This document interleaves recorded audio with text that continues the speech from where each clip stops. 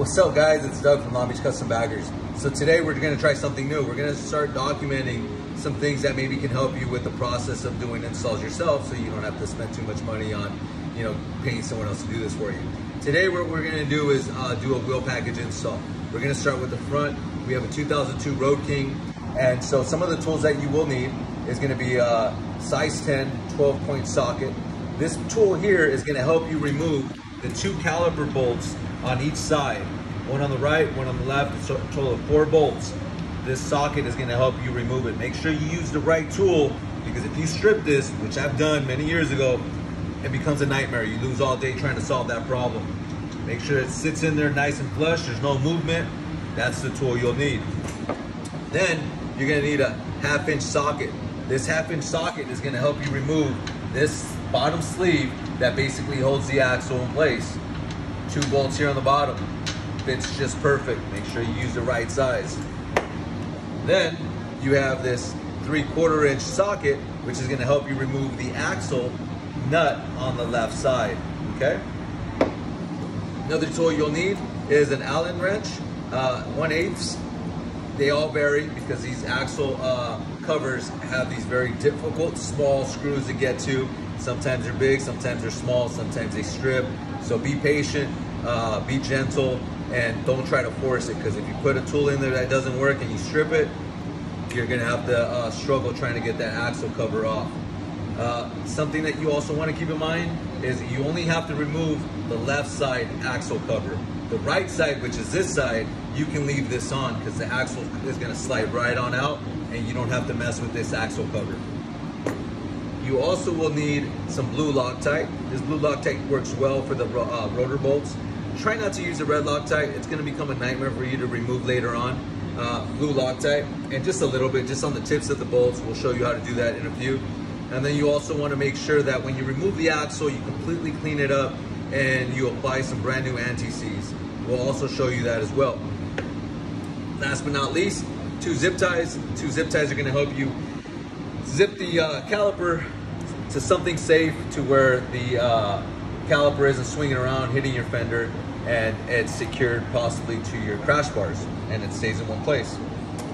We also like to use a bike cover, fender cover, I'm sorry, and that protects the paint and the fender to make sure you don't cause any damage to that on the removal process, okay? So stay tuned. We'll take the next step in a few minutes, showing you how to remove the axle. All right, guys. So step number 1, I always like to start with removing the axle cover. Everyone has their ways of starting things. I start with removing this part, okay? I've already loosened it, okay? So that's why this axle cover comes off fairly easy. If you can see that very small hole right there, that's that one bolt that I was telling you that could become a nightmare if you put the wrong tool in there. So make sure that this tool fits in there to where there's no movement whatsoever and it's a good fit. It'll allow you to remove it with no headaches, okay? Second step is gonna be, make sure you get the right cup. Go ahead and put that in there and just give it a snap, okay? Comes off fairly easy. We're gonna go ahead and remove this nut here. After I'm done removing this nut, then I'm gonna go ahead and start removing these 2 bolts, which are the mounting bolts to the caliper, okay? Once I remove those, I will go ahead and start the clip again and show you where to safely secure these calipers to put them out of the way. Guys, okay? So we went ahead and removed the nut. A couple things I skipped because we're new to this, so I do apologize, is it's always gonna have a tray, just so that you can keep everything together for the area that you're working in. Make sure the tray's empty before you start so you don't confuse any nuts and bolts that you might be taking off. This side here is gonna have 2 washers. Go ahead and throw that in there. I went ahead and loosened up the caliper bolts already, so makes it a lot easier for me to have the electric or the battery operated tool to go ahead and remove these.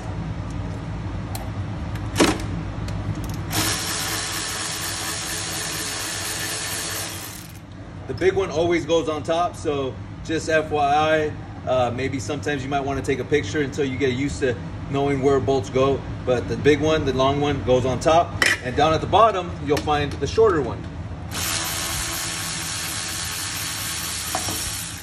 Boom, there it is there. Now the caliper's free. Caliper will definitely come out fairly easy. Sometimes you might just have to jiggle it out, okay?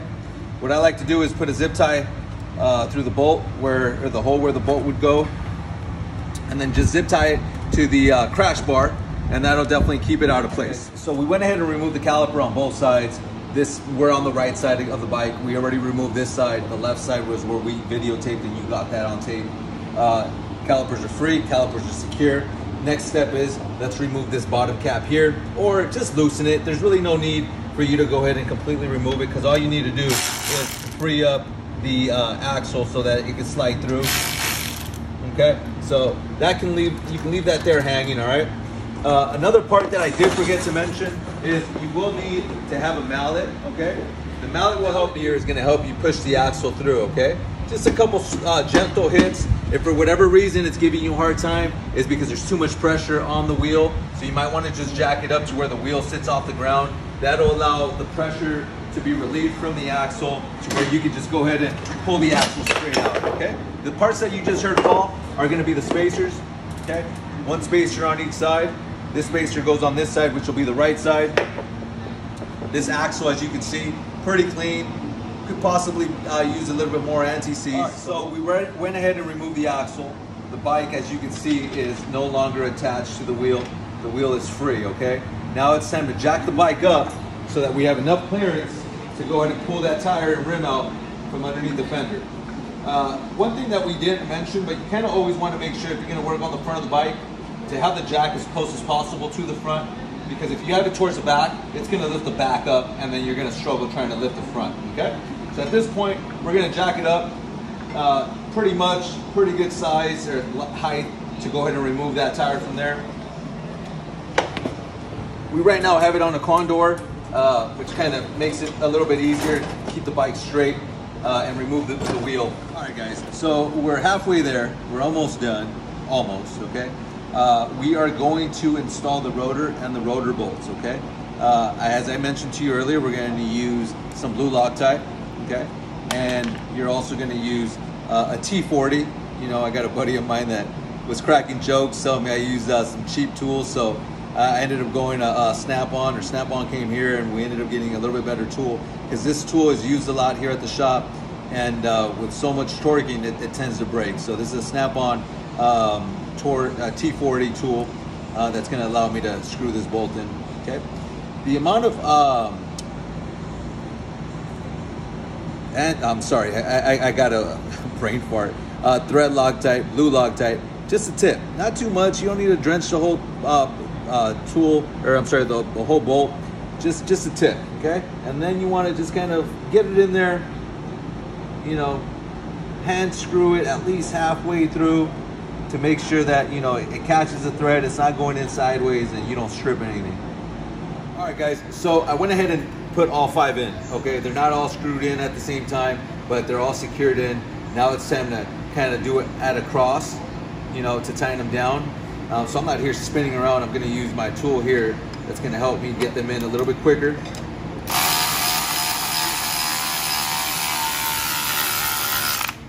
So I locked that one down.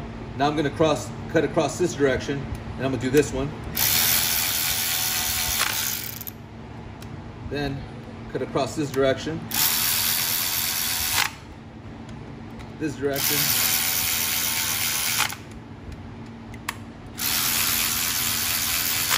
Awesome. All right, guys, one final step. We got to torque these down to spec, okay? I like to use a torque wrench, and the specifics, or at least the way I like to torque it down, is 20 pounds, okay? And we're gonna go ahead and secure that there. Make sure that we are where we need to be, 20 foot-pounds.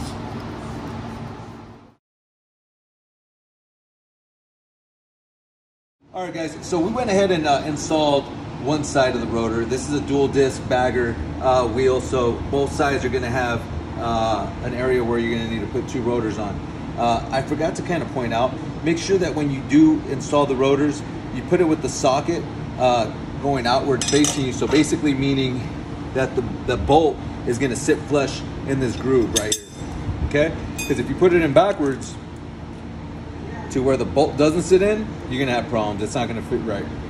All right, guys, so on all bikes, anytime you're gonna modify and put a bigger wheel on your bike, especially a 21, you have to make a slight modification, and it's two things. You either remove these inner fender bolts, okay, and drill the holes 3/8 bigger, or you install some fender risers, okay? So the first way, or the first step to removing these bolts here is that they have bent tabs kind of securing, as you can see, this bolt right here.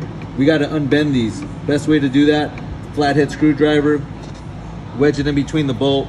Okay, guys, as you can see, we went ahead and strained out the tabs on each corner, which allows us to come in here and start removing the bolts. Don't completely take them out, because then you're going to be screwed and the fender's going to fall. So take them out halfway and then gradually take them out to where you have a surface to lean the or put the fender. In this certain situation, and some models, what you'll have is the fender has a front tail light or front headlight, this unit here, which means there's electrical wire that runs through the inside, through here, along this side here, and then out the side of the fender. That makes it a little difficult to completely remove the fender, so you always want to make sure you have something sitting under here holding it while you remove these bolts, so that it can sit on something. All right, guys, so on these older models, what we have to do is we have to make the holes a little bit bigger so that we can tilt the fender forward. So didn't record it because I needed the extra hands to help me hold the fender. But what we did is we drilled out these holes with a 3/8 drill bit, made them bigger, allowing us to tilt the fender forward as we tighten it, so that we can cause some spacing in between the tire and the fender once we install the tire. We'll go ahead and show you how to tighten it and how to position the fender just in a few minutes. We went ahead and repositioned the fender. We didn't tighten up the bolts, we just placed the bolts where they go. And as you can see, it allows you to move the fender quite a bit, okay? This movement here will allow us to, one, tilt the fender forward, and then tighten the bolts in this position, so that when the fender's tilted forward, it basically creates a gap between the tire in the back and the fender. So when the tire expands, it's not going to rub right here on the back of the fender and cause that mark where it causes your paint to blister. All right, guys, it's very common that these older bikes have a fender light here at the very top, which means there's going to be some bolts and some electrical that runs through here. Now, if you zoom in here at the very bottom, there's a pretty big bolt that's sticking out. 9 times out of 10, this bolt is going to rub on the tire. So it doesn't cause any, this bolt right here it's really basically useless. So what we're going to do is we're going to trim it down just to have enough clearance so that when the tire expands or gets close to it, it doesn't rub and cause damage to the tire. We're going to go ahead and drill that or cut that out. Guys, as you can see, this is the axle. We went ahead and cleaned it up. As you can see, it's very nice and clean. A lot cleaner than what it was at least before. What we want to go ahead and do is just use some anti-seize. You don't want to do too much, man, because this thing could get really, really messy.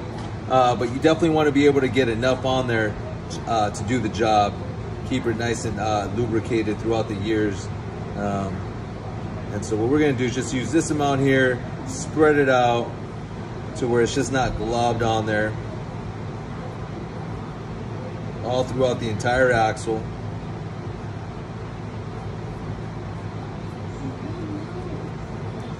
And get it ready for install. So guys, basically we're gonna do everything that we did in the beginning of the tear off, take down, or whatever you want to call it, and just do the complete opposite of what we did. So in this case, we're gonna use a spacer, put it back, line it up with the bearing, put this in through here, slide it slightly through. Sometimes you'll have to lift the wheel a little, lift it up just a tad bit. Axle came through on this side. Now what we got to do is put the spacer on and then slide the axle all the way through. So what we did is we slid the axle through on the right side of the bike. Now we got to fit this spacer in on the left side of the bike.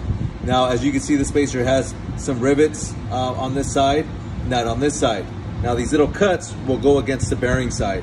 We just got to squeeze it in between the fork and the axle.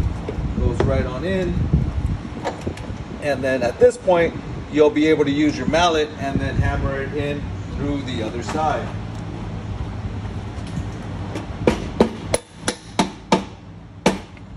And there you have it, guys.